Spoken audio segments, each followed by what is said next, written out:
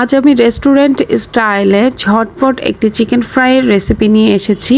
তো কথা না বাড়িয়ে চলুন দেখে নিই। চিকেন ফ্রাই তৈরি করার জন্য এখানে আমি 1 কেজি পরিমাণে ফার্মের মুরগির মাংস ভালো করে ধুয়ে রেগুলার কাট করে নিয়েছি। এখন এই চিকেনের মধ্যে দিয়ে দিচ্ছি 1 চা চামচ পরিমাণে রসুন বাটা, দিচ্ছি 2 চা চামচ পরিমাণে আদা বাটা, আর দিয়ে দিচ্ছি 1 টেবিল চামচ পরিমাণে সয়া সস। টমেটো সস দিয়ে দিচ্ছি 1 টেবিল চামচ, দিয়ে দিচ্ছি 1 চা চামচ পরিমাণে ওয়েস্টার সস।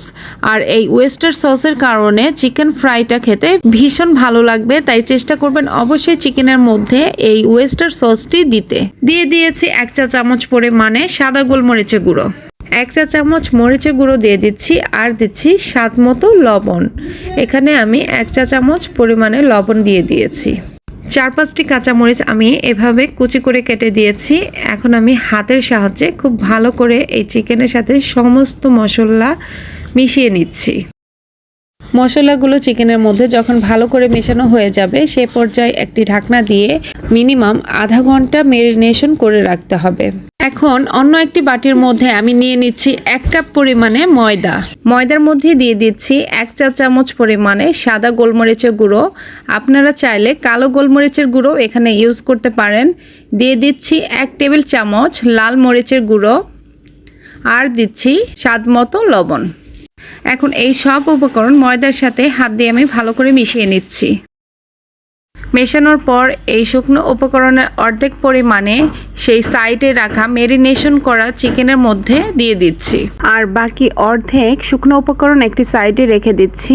এখন ম্যারিনেশন করা চিকেনের সাথে শুকনো উপকরণ হাত দিয়ে খুব ভালো করে মিশিয়ে নিচ্ছি, আর দিয়ে দিচ্ছি এখানে একটি ডিম। এখন এই ডিমের সাথে চিকেনের সাথে খুব ভালো করে মিশিয়ে নিতে হবে। চিকেনের সাথে সব উপকরণ মেশানোর পর এখন এখান থেকে একটি চিকেনের পিস আমরা সেই সাইডে রাখা শুকনো ময়দার উপকরণের মধ্যে এভাবে গড়িয়ে নিব, অর্থাৎ কোট করে নিব। তবে খুব বেশি এই শুকনো উপকরণের মধ্যে চিকেনটাকে গড়িয়ে নিব না, কারণ চিকেন ফ্রাই করার পরে তাহলে চিকেনের বাইরের পাশটা অনেকটা মোটা হয়ে যায়। সেজন্য আমরা চিকেনগুলোকে হালকা হাতে এভাবে শুকনো উপকরণ ভরিয়ে কোট করে নিব এবং বাকি ময়দাগুলো চিকেনটাকে ঝাঁকি দিয়ে ঝেড়ে নিব। একই প্রসেসে আমি সবকটা চিকেনের পিসগুলো এভাবে কোট করে নিয়েছি।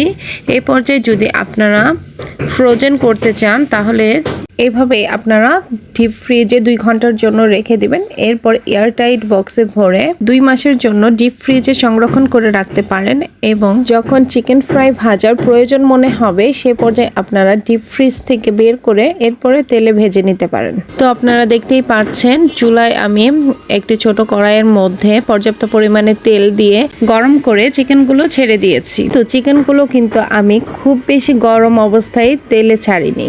তেলটা যদি খুব বেশি গরম অবস্থায় আপনারা চিকেনটি ছাড়েন তাহলে বাইরের আবরণটি খুব তাড়াতাড়ি পুড়ে যাবে এবং ভেতরের চিকেনটি কাঁচা থেকে যাবে। তো চুলার আঁচ মিডিয়ামে রেখে আমি চিকেনগুলো প্রয়োজনে উল্টে পাল্টে দিয়ে 8 থেকে 10 মিনিট এভাবেই ভেজে নিব। চিকেনগুলো আমার ফ্রাই করা হয়ে গিয়েছে, এখন আমি চুলা থেকে নামিয়ে নিচ্ছি। এই চিকেন ফ্রাইটি খেতে কিন্তু ভীষণ টেস্টি হয়ে থাকে। তো আমি একটি চিকেন ফ্রাইয়ের ভিতরটা আপনাদেরকে দেখাচ্ছি। দেখুন চিকেনটার বাইরে অনেকটা ক্রিসপি এবং ভিতরটা অনেকটা জুসি হয়েছে। তো এই রকম মজাদার এবং ঝটপট রেসিপি পেতে অবশ্যই আমার চ্যানেলটিকে সাবস্ক্রাইব করে আমার সাথেই থাকুন।